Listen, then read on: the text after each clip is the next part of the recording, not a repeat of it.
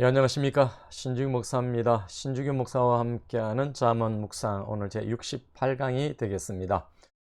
오늘 우리에게 주시는 하나님의 말씀은 잠언 13장 6절에서 8절의 말씀입니다. 공의는 행실이 정직한 자를 보호하고 악은 죄인을 패망하게 하느니라. 스스로 부한 채 하여도 아무것도 없는 자가 있고 스스로 가난한 채 하여도 재물이 많은 자가 있느니라. 사람의 재물이 자기 생명의 속전일 수 있으나 가난한 자는 협박을 받을 일이 없느니라. 오늘 이 말씀으로 진정한 부자가 되자라고 하는 그런 제목으로 여러분들과 함께 말씀의 은혜를 받고자 합니다.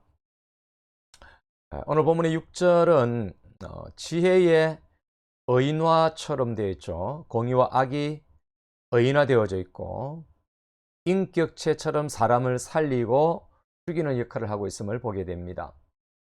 여러분, 공의라고 하는 것은 정직한 자를 보호해주고 반면에 악은 죄인을 패망하게 한다, 그렇게 말하죠. 즉 정직한 자는 지혜자의 편에 있으며 죄인은 어리석은 편에 있다라고 하는 것입니다. 저는 여러분, 사람의 행동에는 보응이 따르지요.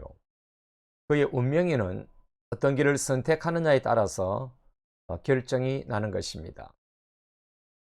이런 반면에 여러분, 7절은 스스로 부한 채 하여도 아무것도 없는 자가 있고, 여러분, 은행 못지않게 지혜로운 자의 재물 관계가 중요함을 보여주는 구절입니다.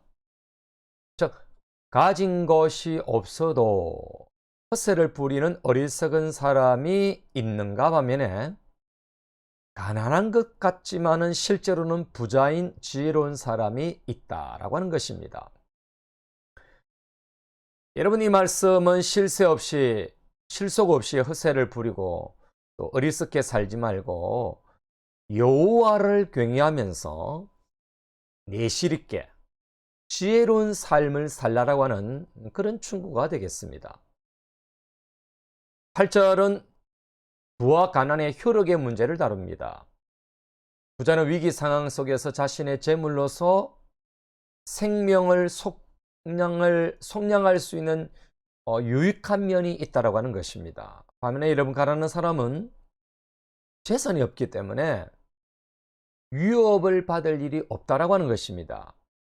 이처럼 여러분, 돈을 가지면 사람을 살리는 유익한 면이 있다라고 하는 것입니다. 그러나 부자는 자기들의 부 때문에 일부 사람에게는 존경을 받는다 해도 이에 반하여 또 다른 사람들에게서는 시기와 공격을 받아서 생명의 위협을 받게 되는 것과 또 그로 인해서 자기 재산으로 몸값을 치르지 않으면 안 되는 그런 상황도 있다고 하는 것입니다. 반면에 여러분, 가난한 자들은 설령 일부 친구들에게 멸시는 당하는 일은 있어도 재난이나 불의한 일로 재산이 빼앗길 일은 없다라고 하는 것이죠.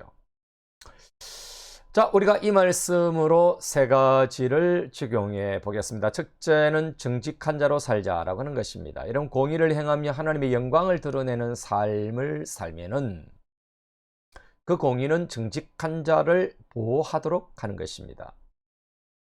왜냐하면 공의를 행할 때 하나님이 다 알고 계시고 기억하시기 때문에 그런 것입니다. 하루하루의 삶이 하나님 앞에서 얼굴을 들 수 있는 공의로운 삶을 우리는 살아야 할 것입니다. 시편 11편 7절에 정직한 자는 그의 얼굴을 배울 것이다, 그렇게 말했습니다. 정직한 자는 특별한 위기 중에서도 하나님의 구원을 받고 안전한 보호를 받게 되는 것입니다. 위기 중에 있었던 다윗은 바로 이러한 소망을 가지고 여호와께 피하였던 자입니다. 여러분, 정직하게 살면 언제든지 하나님께 힘있게 나갈 수가 있지요. 모세는 마지막 설교에서 그 백성들에게 정직과 관련하여서 이렇게 선포를 하였습니다. 신명기 6장 18절 19절에 여호와께서 보시기에 정직하고 선량한 일을 행하라. 그리하면 내가 복을 받고 그 땅에 들어가서 여호와께서 모든 대적을 내 앞에서 쫓아내시겠다. 그리고 네 조상들에게 맹세하신 아름다운 땅을 차지할 것이다. 여호와의 말씀과 같다. 이렇게 말씀하셨습니다. 여러분, 정직하게 살면은 바보 취급은 받을 수는 있어도 여러분, 하나님이 주시는 복이 주어지는 것입니다. 자, 두 번째는 진정한 부자로 살자라고 하는 것입니다. 여러분, 진정한 부자라고 하는 것은 스스로 부한채하지만은 없는 자가 아니라 가난한 채 하면서도 재물이 많은 사람이라고 본문은 말하고 있는 것입니다.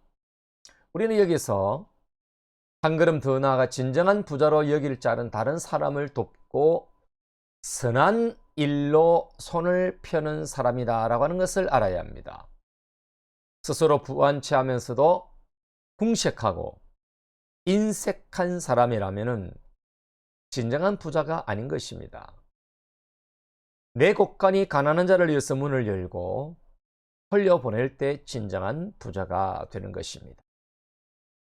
여러분, 예수님에게 영생에 대해서 질문을 던졌던 부자관은 청년이 있지 않습니까?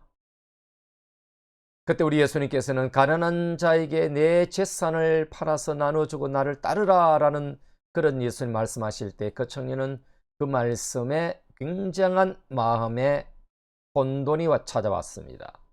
그리고 슬픈 기색을 띠고 근심하며 돌아갔다라고 성경은 말합니다. 여러분, 스스로 부한채하지만은 그는 하나님의 셈법으로부터 볼 때는 진정한 부자가 아니었던 것이죠. 여러분, 믿음의 부자가 진정한 부자입니다. 재산의 많고 적고를 떠나 우리 속에 말씀이 충만하게 있고 하나님의 나라를 위해서 헌신하는 성도는 진정한 부자입니다. 한 영혼을 천하보다 귀하게 여기며 한 영혼을 주께로 인도하는 자도 진정한 부자가 될 것입니다.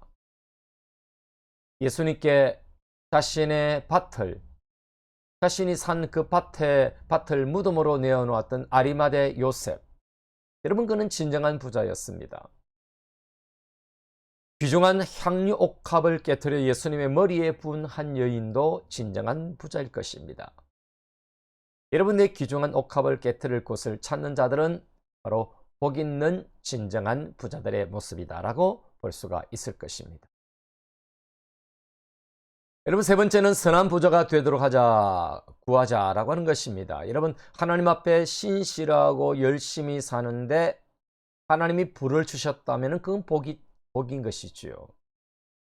여러분, 그 재산으로 자신의 생명에 도움이 되기도 하기에 그건 감사한 일이 되는 것입니다. 그리고 한편으로 그 재산으로 하나님의 나라를 위해서 헌신할 수 있기 때문에 복이 되는 것입니다. 여러분, 돈을 많이 가진 자, 하나님의 나라를 위해서 사용하는 자, 돈을 가졌는데 자신의 육신을 위해서 귀하게 쓸 수 있는 이유도 되어지고 상황도 되어지고 그런 조건들이 차는 것도 복입니다. 그러나 그보다도 더 중요한 것은 나의 그 재산이 누군가를 위해서 흘려보낼 때 그것이 진정한 복이 되는 것입니다. 재산은 내가 땀 흘려서 번 것 같아도 실상은 하나님께서 허락해 주셨기 때문에 내게 재산이 복으로 있는 것입니다. 여러분, 우리가 가진 부와 비 그리고 모든 것은 하나님의 손에서 왔기 때문에 그런 것입니다. 여러분, 재물이 많으면 하나님의 나라를 위해서 사용할 기회와 분량이 많아지는 것은 사실입니다. 겸손하게 정성을 다하고 우리가 감사하는 마음으로 드린다면 주님은 대단히 기뻐하실 것입니다. 여러분, 신명기적 부자관, 이 복이라고 하는 것은 하나님의 말씀을 잘 듣고 순종할 때 주어지는 것입니다. 여호수아적 복은 언약에 기초하여 약속의 땅을 향할 때 복을 받는다라고 하는 것을 우리는 성경을 통해서 발견하게 되는 것입니다. 이처럼 여러분, 성경에 일관되게 흐르는 것은 말씀에 순종할 때 복을 받는다라고 하는 것입니다. 물론 가난한 가난하게 될 때도 이유가 있습니다. 그래도 여러분, 우리가 잘 아는 것처럼 우리 모두의 마음에 있는 것처럼 같은 값이면은 다홍치마라는 말처럼 부자로 살고 싶은 것은 사실입니다. 부자로 살면서 많은 사람들에게 흘려보내면서 하늘나라에 나의 부를 쌓아가는 것도 멋있는 복 있는 사람의 하나의 모습이 될 것입니다. 여러분, 기도하고 말씀에 순종하는 자세만이 이 복의 통로를 만들 수가 있을 것입니다. 자, 이런 기도로 하나님 앞에 마지막으로 이런 기도로 드리고 싶습니다. 주여, 악인들의 꾀를 쫓지 않고 정직한 길로 나아가게 하소서.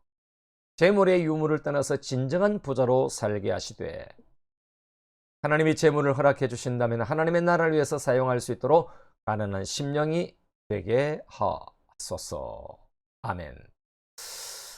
여러분의 기도가 되기를 바라고, 이번 한 주간 또 남은 기간 동안 여러분들이 복 있는 인생, 하나님의 사랑을 흘려보내는 진정한 부자로, 천국을 소유한 진정한 부자로 감사하며 찬양의 삶이 되시기를 주님의 이름으로 축원합니다. 감사합니다.